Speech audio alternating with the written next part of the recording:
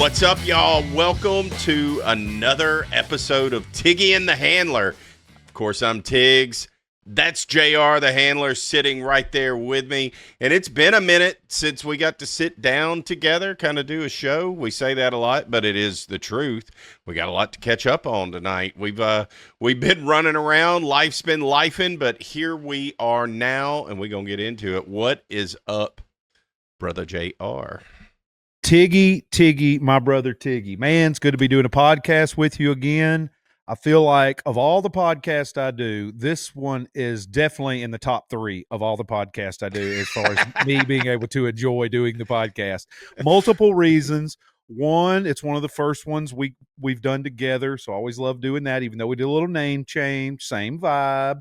But it's awesome having a co-host like you that knows a lot of the same things, but a whole lot of different things. And I feel like it makes it, I enjoy doing the podcast solo. I enjoy having when I do it with other people, but with you and I, with your background and my background, I just love being able to bounce back and forth and have not necessarily agree on everything or know exactly, but somehow figure it out and learn a new perspective sometime.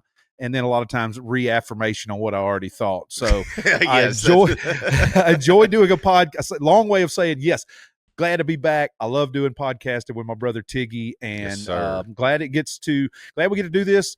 I like our rotation. We talked about it on the phone earlier. We're both doing our own podcast, and we're doing this as well, plus other content outside of that. Me still tour managing, you still slinging insurance. So that's right. It's and dealing with being adults. I mean, you got to get your daughter's car fixed. My air conditioning and toilet went out yesterday at the same time. And like we were going to record this a few hours ago, but I had emergency go pick up a friend's dog in their running car because they had to go to the emergency room. I mean, this is 40. It never ends. This is 40. That's exactly what it is. It's exactly what it is. I spent more money today than I've wanted to spend in a long time to come away with nothing that I didn't already have. You know what I mean? Gotta love that. Yeah. Gotta love it.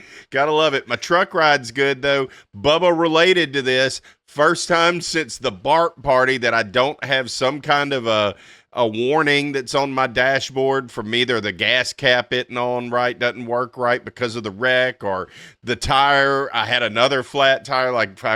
It's just one of them things. But she's smooth sailing now. It could go back to Tampa if it wanted to. It's ready for BARP 2026, baby. It's ready. It's ready. Hell I might be out there with my thumb this year. If it depends on what weekend it rolls on. I am really going to try to make it. Hopefully, last year was just a fluke that we booked a show that the only show we had the whole month was the same Saturday of BARP. So hopefully this year that's not the case. And actually, I did see we have a show around that time, but it's actually near Tampa area. And I don't know if I'm supposed to even say that, so y'all don't go dig around. But yeah, I talked to a promoter, then I actually just saw something come up, and I think we got the thumbs up. There may be, it was like a rodeo type thing down in Central Florida, down near Tampa area around that same time. So, buddy, if I could get a ride on the bus down there and stay and fly home, or ride home with you, yes, I think that this could work. I hope this all works out. And if it works out, and that's around Tammy's birthday again, and if y'all both go, then Sharice might could fly down, meet up with you guys. We could all party together for a few days and then come back, and my brother lives there, so I really hope that can happen. But it's funny you say that talking about spending money and having what you already have. Well, that was me yesterday with getting the AC fixed. I mean, the air conditioner's working fine until it didn't, and then I give my HVAC guy, which luckily I have a guy for that. He's my friend. I give him several $100s, and I've got exactly what I had 6 hours before I did that. That's right. But hey, look, right now, the way the weather's been, and you're not that far from me, I know it's the same over there. You ain't got that air conditioner. We about to get in a bind. It is getting hot, humid. Just, yeah. As much for the humidity as anything else. I mean, you can get some wind going and get it comfortable, but man, you can't have that humidity up in your house and on your stuff. It's too thick. You just got to have a you got to get her done. Off some. Yep. But hey, before we get started, I was just thinking of something. This was so random. It was just a random thought. I had interviewed this next whenever I don't know when these are going to come out, but the guy I interviewed on the JR the Handler show, Chris Lee, aka Chris Gaines Comedy. He's a tour manager, but he's done a comedy page on the side for years, and it's hilarious. He's just got some really funny. He would do like these parody things of a country fan watching the ACM awards and stuff, and it's oh I man, think I think I know exactly who you're talking about. it got passed around, and he had a lot of love on those because he was nailing them. But anyway, that's who I had on, and I was thinking about the comedy thing, and he was just saying he was always a comedy fan, and I had SNL on before I walked out here, and I was just thinking, humor is great. I mean, and it helps in all situations, sad times, bad times, whatever. It's just good to laugh. And that's just the purest enjoyment is when you're just uncontrollably belly laughing and you can't help it.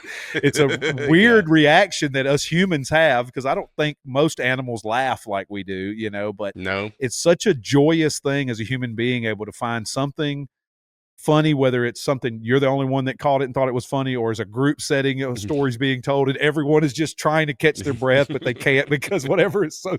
Watching these memes we talk about sometimes, I watch those and I'm just dying because I'm like, oh my gosh, they nailed it. But humor and laughter and funny things are just great. And I was thinking, it doesn't take much to be funny, really. Even little things can make things funny. I was thinking about a couple things intertwining here, but I'm always trying to look for a way to cut out the verbal graffiti that I use, the ums and ands and buts and things when I'm talking. I'm always trying to be cognizant of that while also knowing my limitations as a linguist. You know what I mean? I mean, I'm trying. Half the words I use, I've heard them in a movie or a song, and I'm just trying to hope they work for what I think they mean and things like that to try to sound more educated than I am. And not that I couldn't have been educated. I just chose to goof off my entire life instead of pay attention in any type of schooling I've ever done. I understand that. I think that's why we're both here. But I was thinking, something as funny as pausing, because I've tried to learn to do that instead of just thinking I've got to say something. Just pause and wait. And a pause could also be very fun, because you could turn a story from one thing to another with just the pause. We did it in an episode with Blasey, a year ago. I don't remember what it was, but I remember it was something. It started getting told, and then we finished it, and it was like, oh, we almost thought it was something else for a minute there. It was just like this I was thinking of. I was thinking, man, yesterday, y'all, I was so high up on the escalator at the mall that when I was looking down, I could barely see the shoe department where I just left. That pause. My God, he's so high. And that's your imagination wondering. A lot of times it's like dirty stuff. You're like, hey, get your mind out of the gutter. If you say something about, whatever, some meat or something, you know what I mean? Or whatever. Or Tigs Bits, the way you just read this. Yeah. Exactly. Well, that's the prime example there. The things like that, you'll see it on something or anyway. But the pause makes it funny. And it can narrate the story with the pause, because it's almost like in between round. You're going this route, you get in between round. Now you get to come back out. Where are you going with that? If you just keep, and I'm not saying I'm good at it, but I'm known to just blah, blah, blah, blah, blah, blah, blah. And it's my normal go-to. But I'm trying to embrace the pause, be a little more steady, a little more composed, and really concentrate on not talking 100 miles an hour, because I know I do it. Everyone's told me that. Most people from where I'm from do the same thing. I get it honest. But I also understand, to a lot of people, it's hard to keep up with the Southern accent and the speed and delivery. Same way, I'm trying to learn Spanish from some of my friends, but they've got to really go slow because naturally it's just too fast.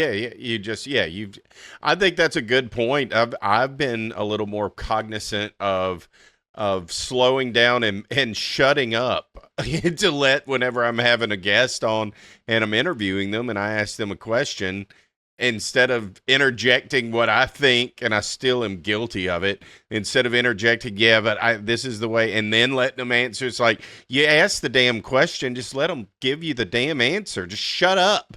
So I listen to myself back in my own podcast, like I know you're doing too, and it's like, God, don't do that again. I already know all of the words and all of the list of all the things I say all the time. I get it. I can't change it though. I mean, I try to think of it, try to keep it mixed up, but I'm always going to go back to the all right and the I love it. I say that a lot. I know I can't help it. And I try to always tell an anecdotal something from my personal life.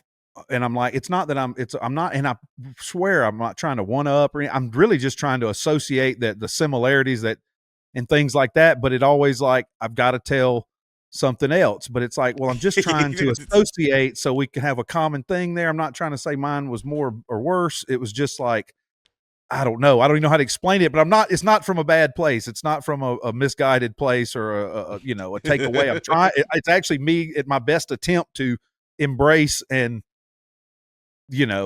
help. Yeah. Well, I mean, thing, comedians on Kill Tony, and they have 60 seconds to get their deal out and to make people laugh. A lot of times it falls flat. Sometimes it doesn't. But what I've noticed that a lot of the best ones and the best comedians too, if you think about it, everything in comedy is timing. So you're going and then you pause, and it's always, that's how you deliver. You're exactly right. That pause can be as significant of anything just by how you can play a crowd and what you can do with them. And think about some of the greats, like if we can just go to Southern greats. Jeff Foxworthy, he was the king of doing the pause. Yep. That all those comedy, the tater salad and all of it, and the all best, of those dudes. Even going Richard Pryor when he'd say something crazy and then just pause and look. I mean, Kinnison, and then the pause. Chappelle does it. Chappelle, the pause. One of the best.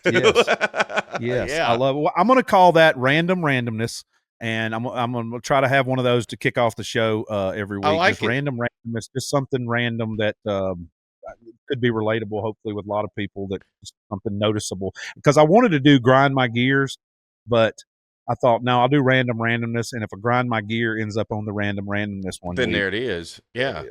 See, I love this. We're locking in a format. Y'all stick around because at the end of this show, we're going to do what's called Tigs Blitz.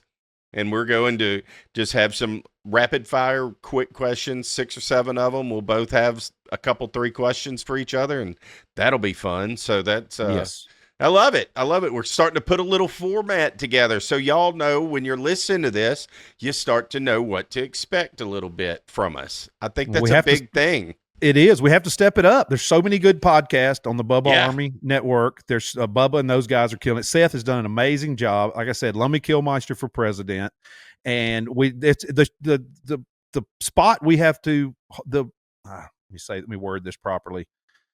The responsibility because of the opportunity and the Bubba Army just makes us want to up our game even more. It's like we really, it's like you could be the best player in your town, but you want to go represent your state. And you got to bring it up a level because everybody there's a little better than just your hometown. We're in the Bubba Army. These guys do pro work. We've always had fun with it, but we're locking in that pro level fun with that pro level work. And that's where they're going to mash and live together in harmony. Yes. I love Tiggy and the Handler style. That's how we roll. And the Handler. That's exactly right. And it's starting to come together. I think it's just big for everybody to kind of be able to understand. This is what this show is. You get interviews out of me with some of these food people, something maybe random when you get a Tigs Bits. You get that amazing show that you get with JR the Handler with his music stuff and all of that and these amazing interviews and guests that he has on. And then you get this walloper of an amazing show that has a format now. So it's like, thank y'all for being patient. It only took us a year, but here we are. We got it. We got it. But I tell you what, JR, speaking of that, I've got to read this because it was fantastic. And I love it whenever we get some kind of feedback, and we get it a lot, but this one's hilarious. Speaking of funny. So Dusty sent me a message on TikTok, and shout out Dusty, because I know you're going to be listening to this whenever it comes out. Here's what he said. Love the show. I'm a longtime Bubba listener and have listened to every episode since you got on BRN. I'm a Hedge UGA fan. but somehow I've gotten some Tiger blood in me and enjoy watching LSU. Also, still not a fan. Keep up the good work and go Dogs. And of course, I responded to him, thank you, just thank you so much. Okay, well, it blows my mind. Even if you are a Georgia fan, we still love you, just having fun like we do. And then he offered to give us some stories, and he went ahead and gave us one. This is great. I think I said something. I said I love one of my favorite schools to tailgate with is our Georgia fans. I've always had a great experience with them. They get in it. They bring it. I mean, they bring a crowd when they come to Baton Rouge. Oh, yeah. And they rock and roll. It's fun. Hey, and for the record, I've had some of the wildest stories and memories in my entire career, early on and later on, in Georgia. Georgia gets passed over because it's got the big, pretty city of Atlanta and all their pro sports. But Georgia is buck wild. It's it's Florida's northern neighbor. Georgia is buck wild. So Georgia is buck wild. There's some hollers. There's lots of places to hide. They got all kinds of stuff. Well, a lot of dirt roads. A lot of dirt roads, a lot of good country music, and musicians have come from there. But I always, yeah, that's right. But I've had, whenever they tailgate with us, I always look at Georgia fans, tailgating fans in particular, as like the redneck, and I mean this in a great way, the redneck version of the Cajuns. They bring it the hardest of any of the schools, redneck style. And I mean that in a good way. Oh yeah. I think Georgia is probably underrated for how hard they party and how damn loyal they are. I mean, everybody's school is loyal, but those guys are super loyal. They Georgia fans, unless you were around in 1980 to enjoy it, you waited a long time. I remember Red Akins told me one time that he said when he died, he wanted Atlanta Falcons, some Atlanta Braves, and some Georgia Bulldogs all to carry him to his grave so they could let him down one last time. And but he said he would never not be a fan of any of those. So that they hang in there through the good and the bad, and they've had a real nice upswing lately. They had that huge fumble in the Super Bowl a while back. Boy, that one stings, I bet. But the Braves are back and have been back.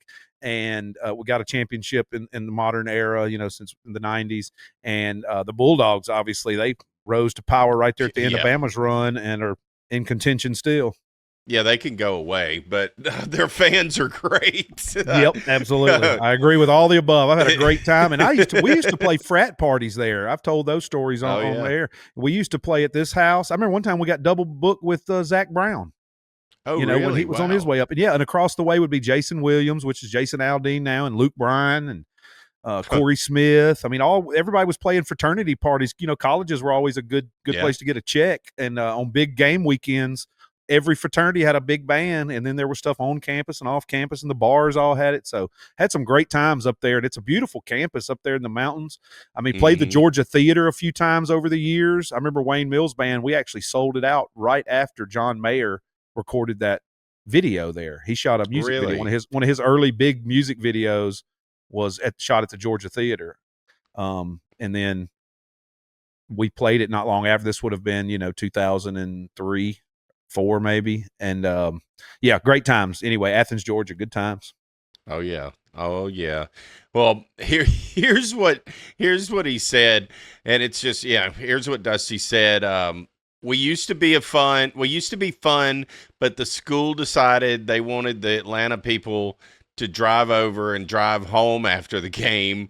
The Coliseum parking lot used to be nuts. About 200 campers for every home game. We had a camper we called 10 Cup. I woke up one morning and there was 12 people in it. It was only 20 feet. One guy used the brake pedal for a pillow and ran the brake lights all night, and that killed the battery. That parking lot is now a parking deck. And he said, if y'all need a good Georgia story, I have a million, including getting beat with a billy club by a cop in shithole Knoxville and thrown in jail. So, like, God Almighty. yeah, keep them coming, Dusty. I'm interested. Dusty, why don't we get Dusty to do a selfie video and tell the Yeah, video there and it show is. us your face and send that to Tiggy, and we'll put that on there and watch it and comment afterwards and talk. Yeah, pause it and talk through it.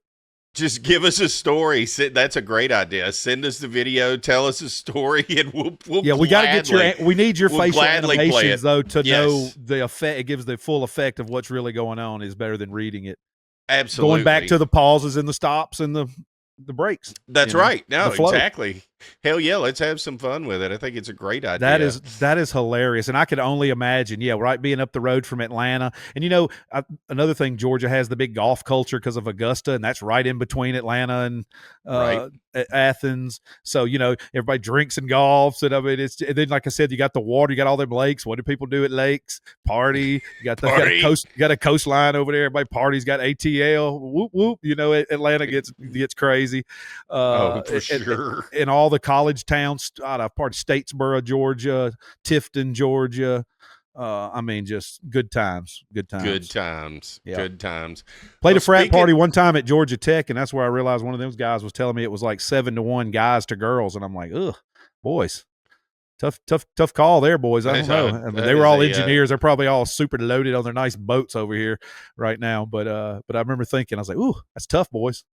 It's a tough market. That is a tough market. Good luck. Yeah. Good luck. They won that day though, and I remember I think it was a big game. They had everybody went down the street with the goalpost and stuff down Fraternity Row on campus. Because campus is basically in downtown Atlanta. Right, exactly. Yeah, and their little stadium's right there in the downtown. Yeah, for sure. I've seen it for sure. And I had an uncle that went to Georgia Tech back in the. Gosh, I guess that would have been the 70s, early 70s. Good memories. What he remembers. For sure. Well, speaking of something, I don't know if you know this because you've been running around all day. So this gives away the day that we're recording this. But did you know that Brian Wilson of the Beach Boys passed today? I heard that, man. That's tough. It's like it seems like every time you turn around, something like that. Another legend's gone. Because who was it? Was it someone yesterday? Oh man, this kills me not to have this written down or remember. Someone else yesterday. Oh, Sly Stone. It's a family affair. Yeah. Sly Stone, same age, I think too. I think they were both like 82. Yep, 82. And what you talking about contributions to music? And I always use I always say Louis Armstrong to me is the best contribution we've ever had to music and changed music more than anything.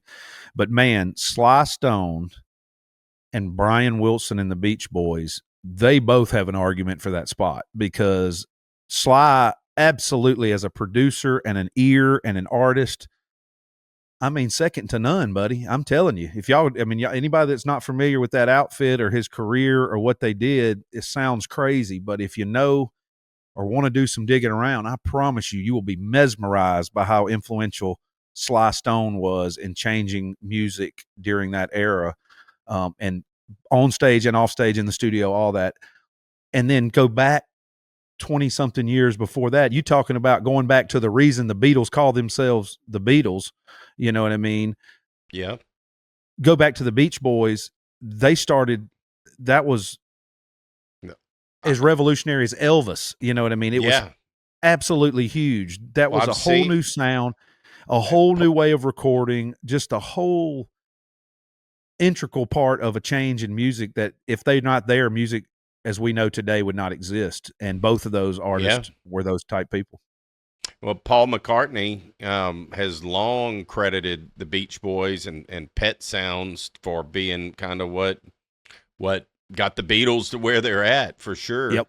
That's a huge loss. I mean, he was definitely an interesting person. They've had movies, documentaries, all of that stuff, kind of a recluse, but had a lot of issues, mental struggles and all that. But just a shame to keep seeing these legends of music go down. But, such is life. It's inevitable. But this is the first wave of truly pop stars, people, that were of that first generation of rock and roll. A lot of people have died, but some of the legends have been holding on, and they're fading fast. And it's to the point now where it's not freak losses when they were way too young. I mean, these, not that they were old, we're not young and we're considered old, whatever you want to call that number, but they had been around. It makes more sense for them to pass more closer to the average age that people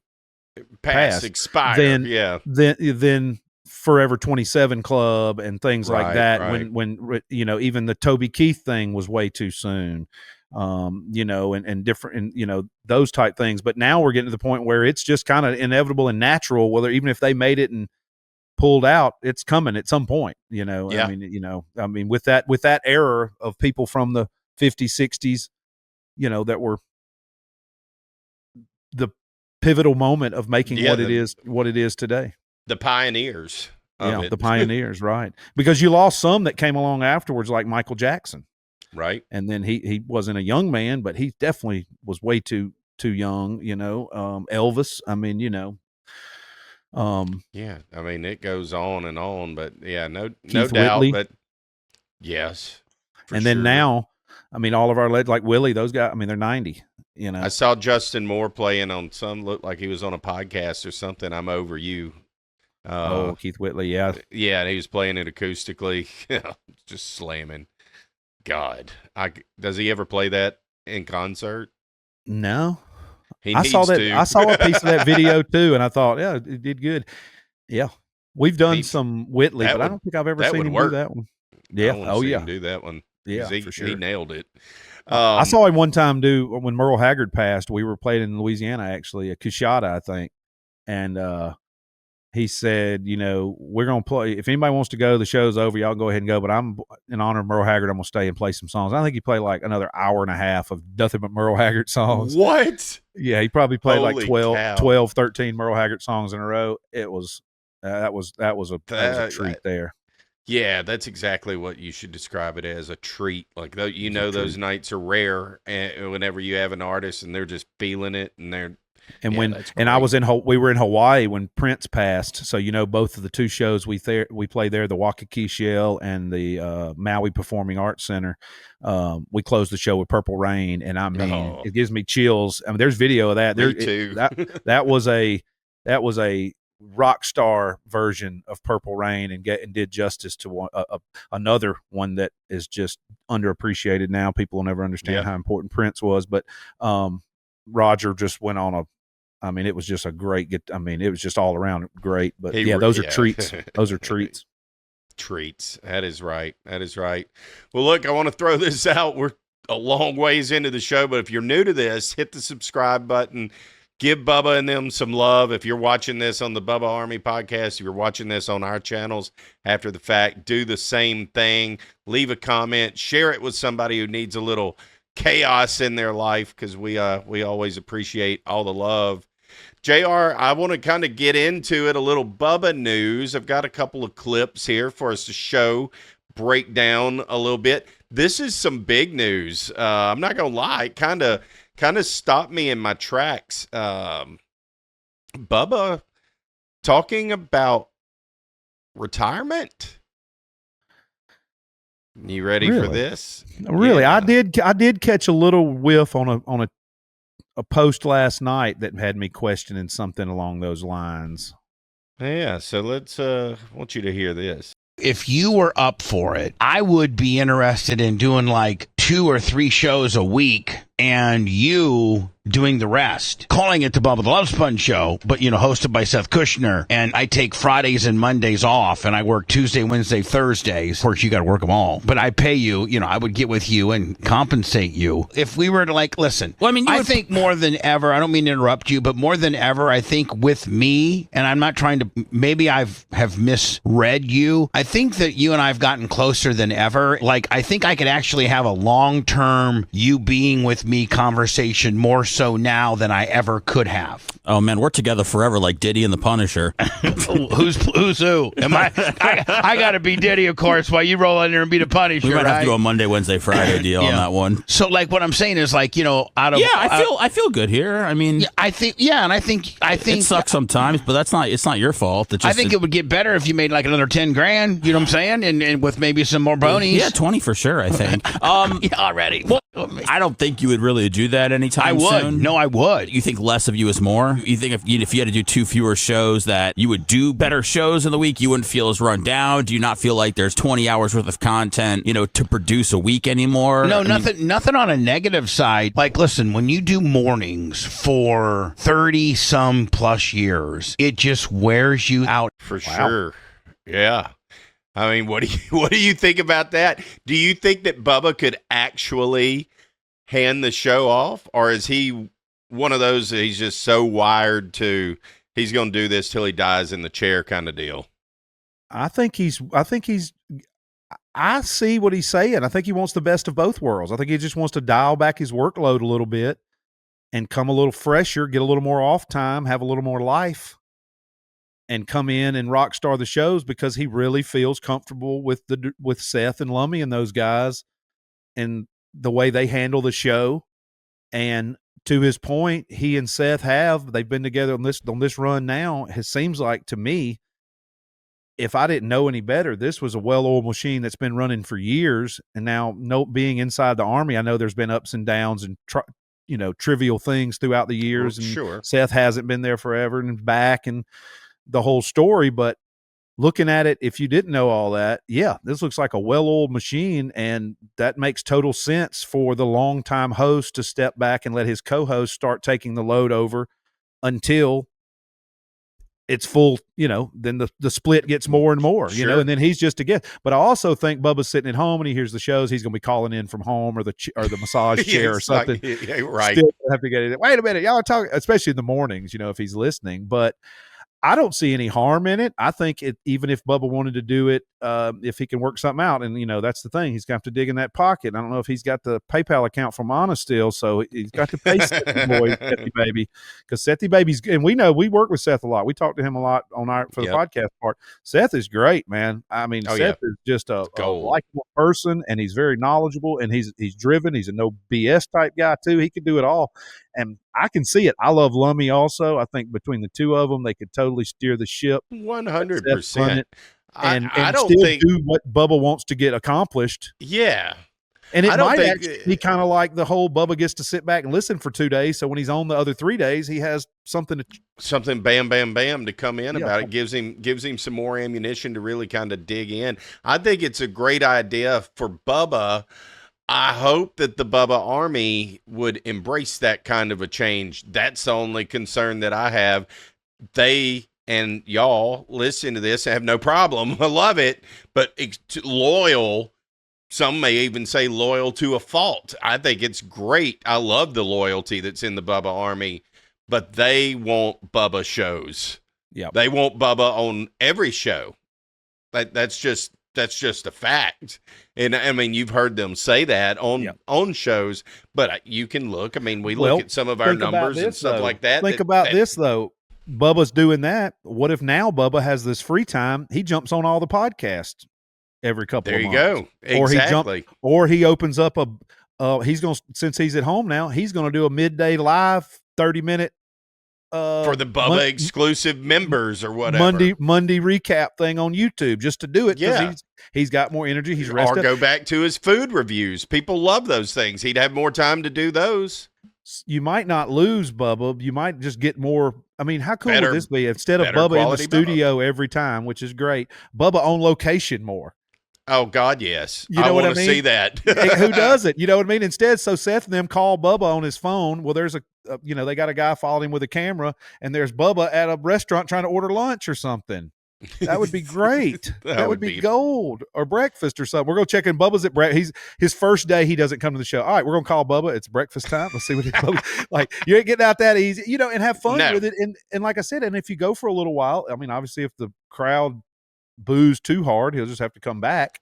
Right. But if he gets a little break for a second and they have Seth, this is where Seth comes in, and Lummy is so smart on these type things. They have a plan in place when the transition happens that some of these things are happening. Like he's not on the show that week, but he's on Operation Pigmentation for the first time, or he's on the line over the line show, or on this show, or one of the shows as a whole guest for the whole segment or something. Right. Oh, I think it could completely expand everything if they go down there that route. I think it gives space for Bubba to explore the space and to really kind of dial it in exactly. Dude, he's been doing this shit a long time, not just here. He's been doing it on Howard and all of that stuff on all of that. Dude, he's been doing this for a long time. That shit would get old after a while. I mean, I know he loves doing it, but it's a job, and every day it's the same grind, and especially their morning show. It's basically topical, what's trending and what's going on. That's what they're going to be talking about. He's passionate about it. Oh yeah, but for at sure. some point, your body. I mean, it's the same like me with touring. I mean, I'm still passionate about it, but boy, the travel and the stuff is just tough. And I know, and I've only got 20 years in. If I get once 30 hits, I'm gonna feel. At some point you just don't ready want to be done. You don't want to be gone all the time. You just don't. Right. You want to be home more. And I think that's what he's saying. Why he's doing the Monday, Friday off so he can be home, because it may work better if he did Monday, Wednesday, Friday on and just took 2 days off that way. I think Bubba also wants to get laid more. And I think so that he can go out and party more on the weekends and not have to get up on Monday. Yeah, I get it. Hell yeah. I support it. I support whatever they want to do. And for sure. Obviously, I guess if there was something I did think was silly, I would say, but I crazy, really don't. I'd say it. But that's honest. I really feel like they're talking about it. It ain't happening this week, but get a plan together. Make sure to do some, find out, get some polling on this thing, make sure everything's going to be good. Shit, sponsors aren't going to bail, crowd's not going to leave, all that. But I don't think they will, and it gives more, and then bring on more guests. Handpick. Bubba's still going to handpick, and Bubba's still going to have his finger on everything. For like sure. I said. And then if it expands out, and he takes 2 or 3 weeks off to rest up, then he comes back and he's doing this segment, or they're following him with a camera crew doing some different kind of stuff. I think it's great. I'm all about it. And like I said, if he gets bored at home, he can always come back and do it like he was before. Exactly. It's better that than him just deciding he wants to take 3 months off or time off indefinitely because he's just wore out. Right. No, that's a damn good point. Load management. NDA reference. Load management. See? Load management. Load management. Load management. All right. Before we get completely off the rails, I want to and you're not expecting this one. I want to talk a little bit about this new Carter 6 album. Look, Wheezy's been untouchable for a stretch. His mixtape run, those classic ass verses, the Carter series. The Carter 3 is my favorite, by the way. But this one, I don't know, man. I'm going to let our friends at Operation Pigmentation tell a little bit about their thoughts, and then I want to get your thoughts as well, JR. Listen to this. What Black Twitter was saying about the Wayne album. Best part about finishing this Lil Wayne album is that I won't ever have to hear this shit played anywhere again. This says, man, Lil Wayne needs better friends because this album should have never seen the light of day. Also, the production is atrocious. What was that? Wow. Lil Wayne and his team have been on a mission to ruin his legacy. They finally succeeded with the Carter 6. This is not Carter level. The worst Carter album. I'm so disappointed. Yeah, I agree. So and the reason I bring it up is not necessarily for Lil Wayne and people that like rap and all that. It's about artists like you said that you've grown with, that were there for your childhood. And now Lil Wayne's 42 and he's putting out music. And there's still guys like guys that's older than him. Oh, Jay-Z's in his quality music. Yeah, Jay-Z's in his 50s, and just to bring a Pusha T, like he's in his late 40s. Yeah, and then you got E40, you got Kanye's in his late 40s. Scarface. Yeah. I'm talking about in their 50s. 50s, yeah, 50s. Yeah, you got Busta Rhymes, 50s. I'm talking about complete albums that are worth a damn. Don Tripp. There's a lot of rap. Currency. Do you think age has anything to... Nope. It only does, the age only has something to do with the consumer.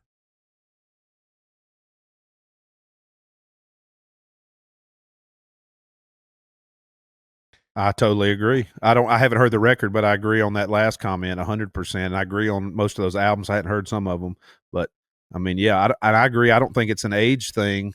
I'm gonna have to listen to this record because I too am a huge Lil Wayne fan. My wife bigger than me. She loves Lil Wayne, and we haven't listened to this record yet, but man, wait, excuse me, the way they come across, it's bad. I got to hear this. Well, and I mean, Did you listen to it? What do you think? have. I listened to it when it dropped at 11 o'clock that night.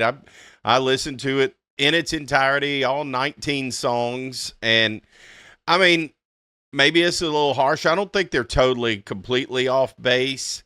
I thought there's some good songs on there. There's 3 or 4 good songs. The Island, he does a cover kind of Weezer's Island in the Sun, whatever that Island vibe, whatever that song is.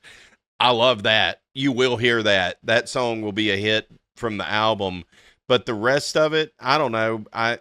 Is the production bad? Does it not sound good? I thought the production was fine. He does say the Carter 6 a lot in every song. Just not every song, but a lot of them. Yeah. I think what people are more upset about, the stuff I've read, they don't really like the rhymes. They think it was kind of lazy. He can't remember the words like he used to. Just all of that kind of stuff. Hot take, though, man. This is kind of a hot take. Even though he's older, I don't know if he's necessarily wiser. He sounds kind of tired a little bit, I mean, I'm a Louisiana boy. You know this. And I was legit pissed that he didn't get the Super Bowl halftime because how are you in New Orleans? How is he not going to be all the people he could bring out, just a celebration of New Orleans. But Absolutely. I've seen a few clips of him performing lately, and I'm going to say I think they made the right call. I don't think I know they made the right call. I think they knew what they were dealing with, and I don't think it was a Jay-Z and Rockefeller, all them. They didn't want to have Weezy on there. I think that could have happened, but I think they couldn't trust him to show up and do the performance the way a pro does. And I haven't kept up on the tabloids, which I just try not to do in general unless it comes across. But do you think he's sipping on scissor herb a little too strong these days? I think so. The boys on OP, I encourage everybody to go check that podcast out. The latest one. I think he's on all of the above. I mean, they talk in that show too about how he has a 42-inch monitor for words. Look, I don't think I can't hate on anybody that has that, especially as many lines as he has. Dude, bars as he has to remember. Yeah, that's impossible. I saw George Jones. The first time I ever saw George Jones play, I noticed on stage he had a teleprompter, and he was had the words to "He stopped loving her today," and I'm thinking, he don't know the words to "He stopped loving her today," but he sang 5,000 songs in his career. You know what I mean? He's an older gentleman. Yeah. Why would you not have one up there? I always thought it was a good idea. If just in case, I think it's a great idea. It's expensive though. It's a whole cost, and you got to have somebody to run it, to program it, change it, because if songs change or wait and stop, you got to have a programmer, and then the cost for the equipment, and it is a little bit of an expense. Well, Justin Moore doesn't seem to need a teleprompter. But there's times when we could, for sure, because he misses a word here and there. I mean, it just happens. Yeah. I mean, it happens to everybody. Well, Jamie Johnson does have a teleprompter, and Jamie is a wordsmith, and he has a teleprompter because he changes his set a lot. It's a backup. He subs that. He doesn't have a big light package because he likes his lights just to be on and normal. So he uses that budget to make sure he has a teleprompter and a guy to run it. I think that's a damn good idea. I mean, I know that at 311, and Nick Hexum uses it. Why wouldn't you? You've got a large catalog of music. Yes, you know the words, but just in case you're playing and you're like, oh shit, and there it is, and you don't. Yeah. It just makes the quality for everybody in the audience that much right. better because you ain't gonna mess up lyrics. Yeah, you sneeze, you forget your place, your stomach's hurting, somebody's waving something right. You're trying to read a little sign. My first concert, something like, oh yeah, where was I on that? Exactly. And so I get that on Weezy. I hope he's okay. That would be my first thing. Is everybody checked in? Is he good? And sometimes it's his album, it's his creativity. Maybe that's just maybe that's exactly how he wanted it to come out, and it's art. You just don't like this picture as much as the last picture he painted, and the next painting might be your favorite. You just don't know it yet. That's right. That's right. Continuing on with that same show, they talked a little bit about, and I don't know if you've seen this. I don't know if you've seen this viral Goodnight Bro thing that's going on out there. Have you even know what I'm talking about? All right, good, perfect. I didn't figure you did. So listen to this. Seth will explain. Guys will call up other guys, their friends, and say goodnight to them just to get the reaction. No, you guys haven't seen. No, I haven't. Hell no. And if you call me with that, I don't want to see that. Yeah, I plan on doing that with you guys one time. No, don't do that. Don't do it. Don't do it. That. You're gonna change the dynamic of our relationship. Yeah. No, but you'd be very confused, wouldn't you? No, I'm gonna cuss your ass out. Yeah, that's what's going to happen. You call me late night talking about something. I just You're the person you that's confused. I'm gonna be like, what kind of shit you on, Seth Money? I'd say I ain't on that shit now. No, I'd just say, hey, it's like, I go to bed early, like 8, and I'll call you and be like, hey, man, I just wanted to say goodnight, dude. Great show today. No. If you call me with that, you might get punched in the stomach. You might get punched in the stomach. I would be confused as well. I've heard them say that about other stuff when they were talking about somebody wanting to go taking them shopping. It's like, no, he didn't take me shopping. We just happened to go shopping together at the same time in the right car. So I get it. I'm not quite as hardcore on some, but I totally understand where they're at. But I would also be like, what do you mean? Good night. What something you are? I would think, are you okay? What's wrong? What explain? I need an explanation for sure. I don't know if I just jump to that. I would need an explanation, or like, are you hammered or something wrong? Or you calling because you need somebody to talk to? That's just where my heart goes. But I totally understand. Suicidal? Yes, exactly. Do you want okay? to talk? Yeah, call me. I feel bad if people text or call me at night and I miss it, or I have to call them back and I don't, or something. I'm like, man, I hope they're okay. I'm praying, man. So, I just, you want to, but it's tough sometimes. But still, if anybody needs me, call me. Please call me. I'll talk, whatever. Yeah, and I would, same. But I also understand what Craig and Rio are saying. It would be totally like, man, you ain't got to tell me good night. Say, hey, love you, buddy.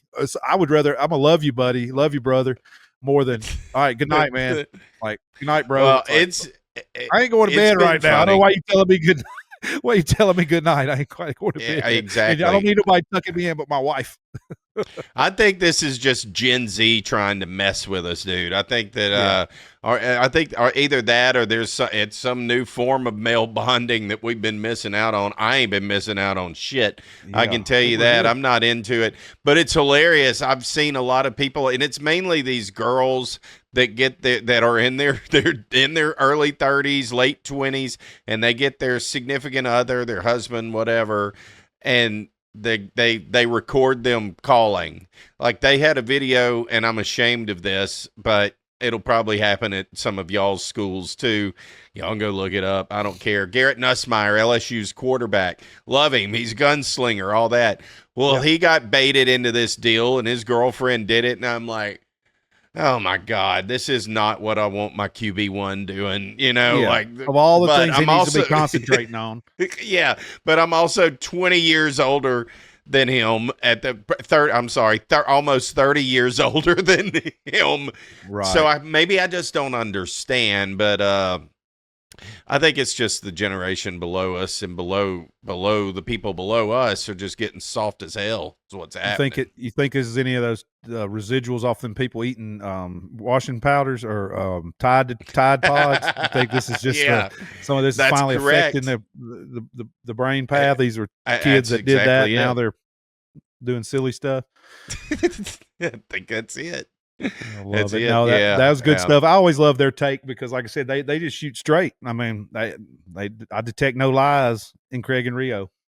No, I don't either. But you're not no problem with anybody's sexual orientation or any of that. Nope. But it's goofy. It's like, what do you mean? Goodbye, good night, bro. Like, what are you talking about? What's the wildest text that you've ever gotten from like a band member or an artist that you could say on here that's something like, what? You don't even have to name the name, just the text. God, that's a tough one. I don't know about anything along those same lines, but Nothing. That's exactly my point. Yeah, None of that's never happened. That. I've gotten hey man, I know I should have rode back with y'all, but I ended up going with these people to party, and now I'm walking down a dirt road in Georgia. Can you come get me? And I'm like, are you kidding me? No, yes. I can't. Yes, I'm hammered as shit. I will, because I need you to tomorrow, but buddy, this is not good. No, me and John party in the van going to pick up the steel player walking down a dirt road in Georgia after playing a club gig. Wake up from the hotel. I'm like, you got to ride with me, Junior. Hell, I'm hammered. Somebody's got to ride with me to go get Kyle. Somebody's got to ride for sure. Yeah, for sure, man. Well, look, that guy quit drinking. So he ain't got married. I bet he did. And life has gotten, and not right then, I don't think, but he is rocking now. So shout out to Kyle, the steel player, Nashville, Tennessee. Kyle, the steel player. Good job, dude. Good job. Yeah. Well, let's jump into the little segment that we're going to start doing anytime that we do one of these shows, the Tigs Blitz. We do it over on the Tigs Blitz podcast as well, so go check that out. Always get some interesting answers and opens up a can of worms that we never expect. That's why I think it's fun. Just some quick hit questions, totally off the cuff. I'll start it with you, JR. I'm going to go with a little music question first. If you could collaborate with any classic country artist, living or not, who would it be and why? Ooh, that's a tough one. Collaborate, put a song or an album out? I mean, maybe let's look at it in your role, be their damn tour manager. Oh, man. And it can't be Justin, obviously, because I already worked for him. No, you can't. It can't be Justin. Wow. Man, first thought is Morgan Wallen, just because he's only doing 22 shows this year, and I know he pays good. Yeah, that's right. He's got a good gig. For what's going on right now, modern day or all time would be tough, buddy. Because you think about my favorites, but from a work standpoint, boy, that would be a headache. Well, and then some of the people that you know their history, like, hell, that would be cool as shit, but I don't really want to be George Jones' tour manager. Right, right, or Waylon. I don't want to. I would be with Waylon in the 70s. I wouldn't be here probably. I mean, but I would say of that, as far as good things and likability, and Willie Nelson wouldn't have been a bad run. That's what I was thinking. That's what I was thinking too. Willie That'd be a pretty good run. He liked to stay healthy with the herbs and everything, and he liked to exercise and do karate and all that stuff. So that would have been fun with Willie. Charlie Daniels. I mean, how fun would it have been to work with Charlie? They did a lot of shows, but man, with Charlie Daniels, the cool stuff he's gotten to do, and just being around Charlie Daniels, that would have been a good one.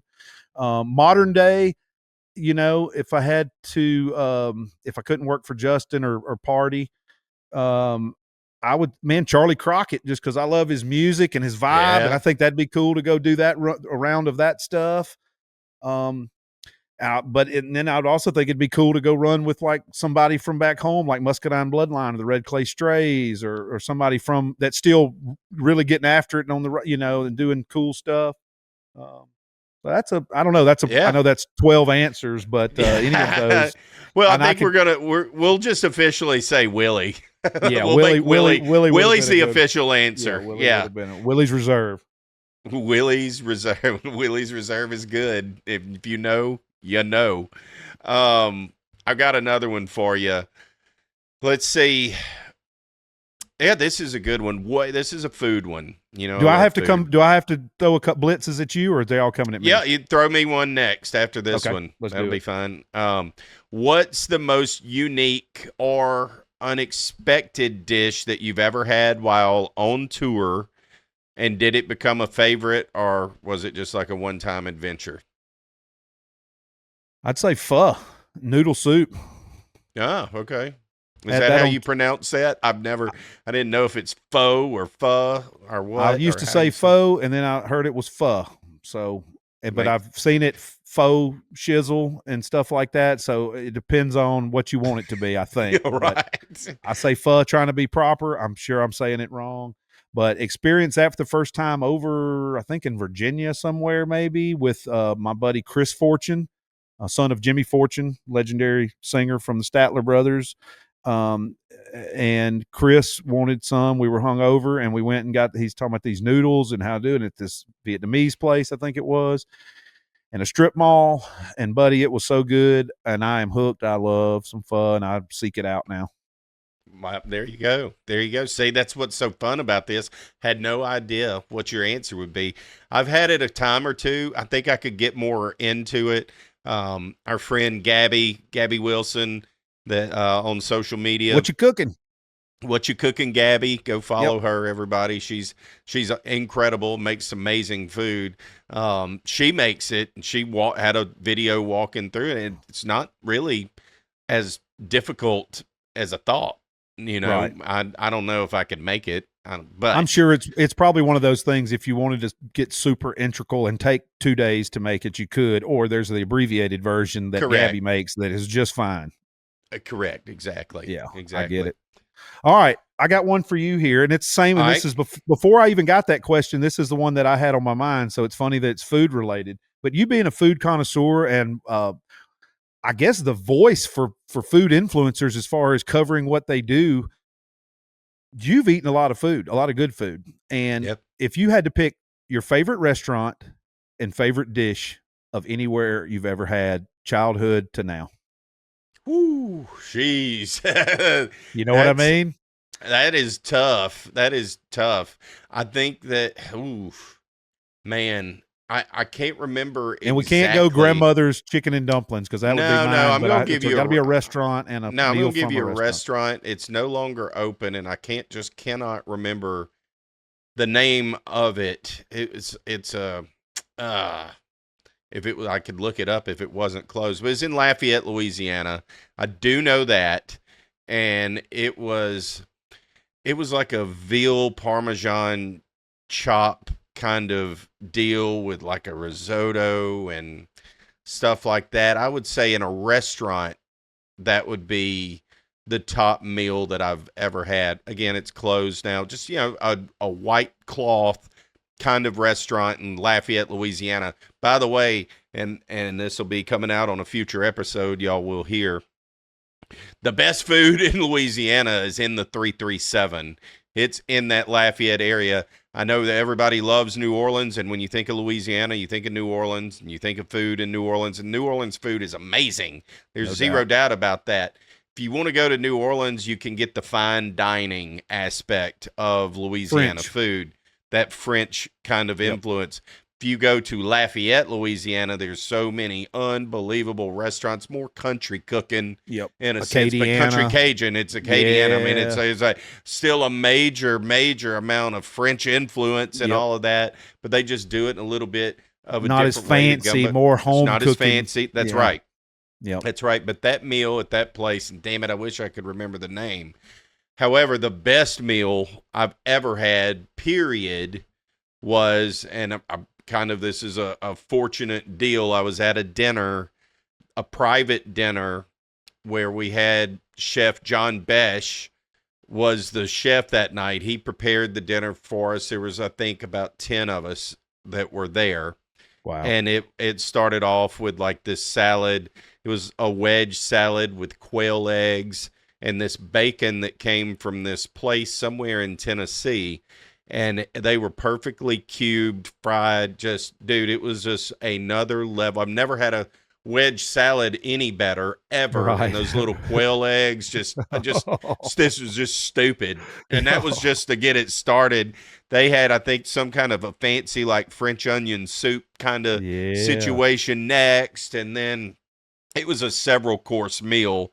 I believe you could have steak or chicken or whatever. Of course, I went with a steak, and it was just perfectly phenomenal. But it's that wedge salad that is stuck with me.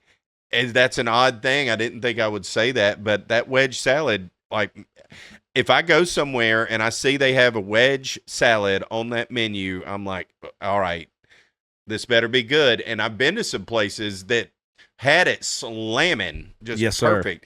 But I ain't ever had one better than that. Ever, and I doubt I ever will.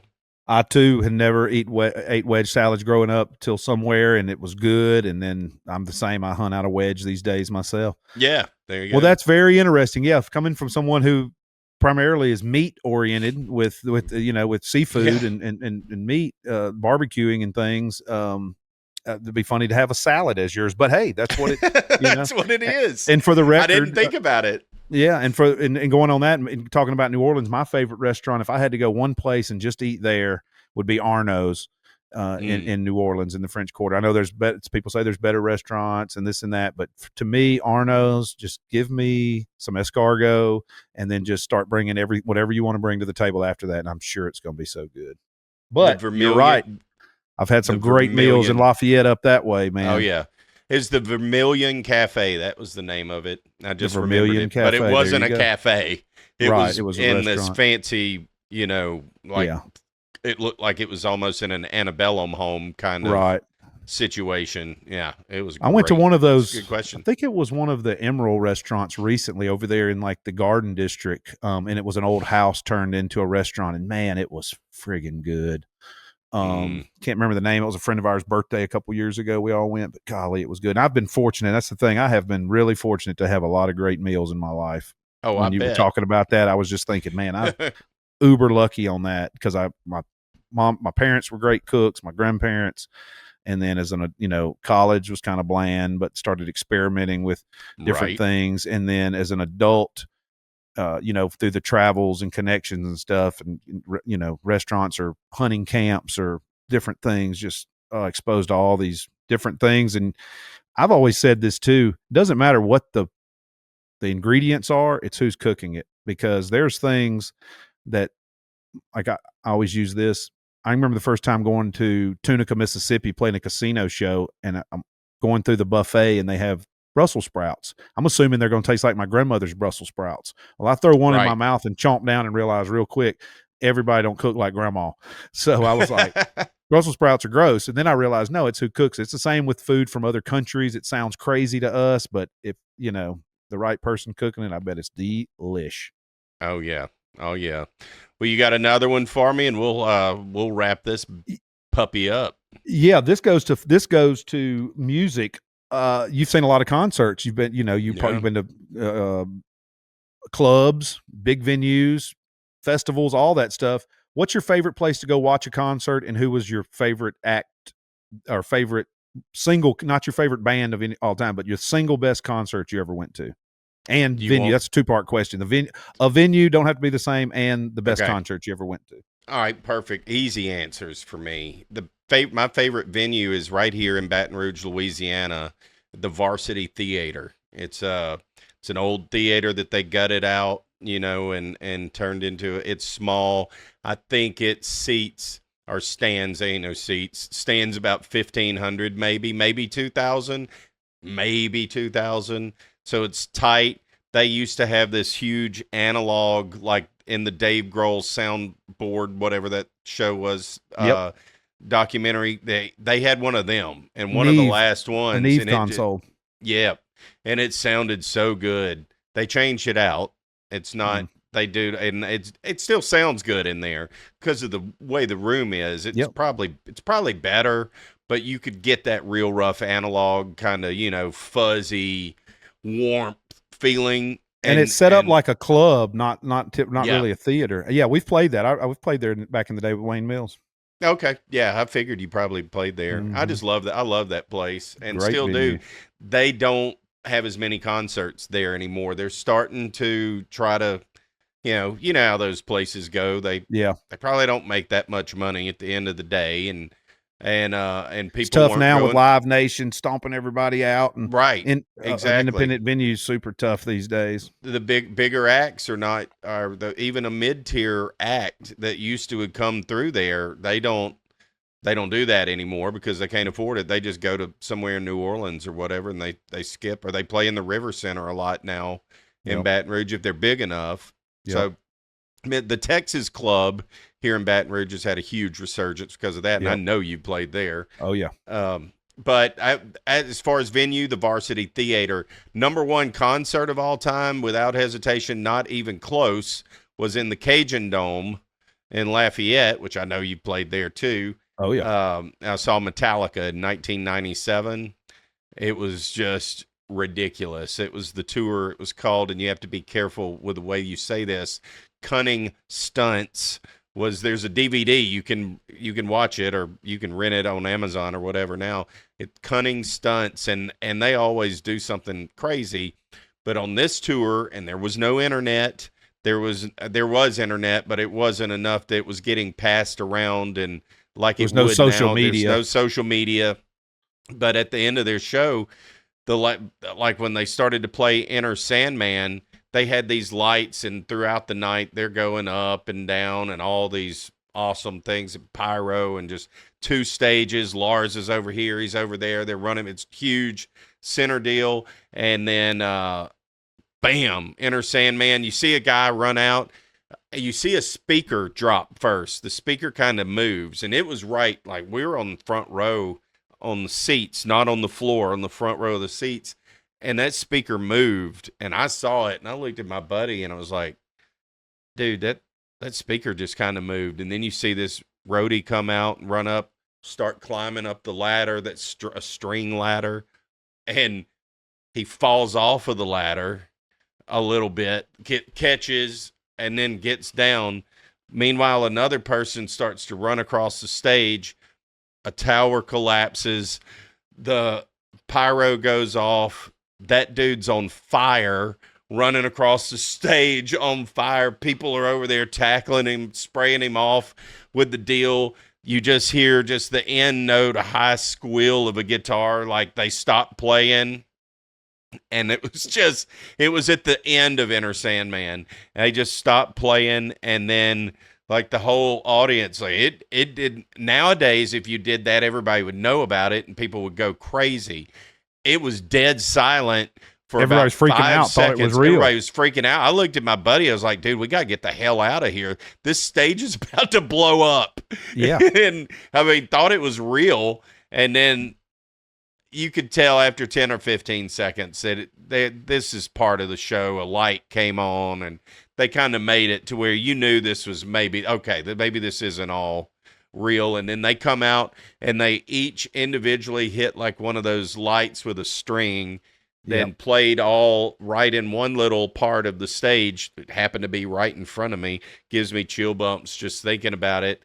I think they closed that show with Hit the Lights. Wow. And it is just, my ears rang for 3 days. It was the second loudest concert that I've ever been to. The loudest, the Beach Boys in 1988 in the Centroplex here at what's now the River Center in Baton Rouge. Wow. They were so damn loud, I couldn't take it. Now, I was 10 years old, so that could have been a part of it.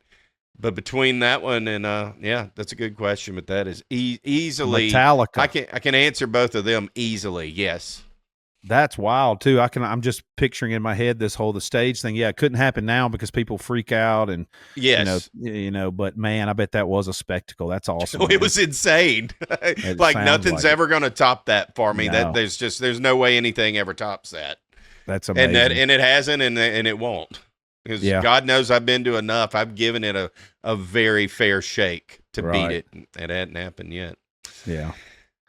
Well, man, I think this was a fun one. That's the beauty of this is we don't really ever know what we're going to do. We do have a little bit of an agenda. We want to hit on some stuff, but then I think where we're at our best is when we just get going and we start free rapping like we did tonight, and that was fun. And have some things to comment on and talk about. It was fun hearing from the OP guys and Seth and getting to talk about them. And I'm interested to hear how this turns out with Bubba and his plans to ease back on his workload and give more responsibility to Seth and hopefully a raise, Yeah. Hell yeah. Pulling for that 20 grand, Seth. You love how Bubba threw out 10 and Seth said, 20 should get it done. Yeah, 20 sounds good. Yeah, Perfect. I love it. That was so good. Yeah, I appreciate everybody. It was great to catch up with you today, Tiggy, and thanks for everybody for always tuning in and supporting us on all our different platforms and things we do. It's much appreciated. I know we don't say it enough, but we definitely appreciate all you guys and gals out there in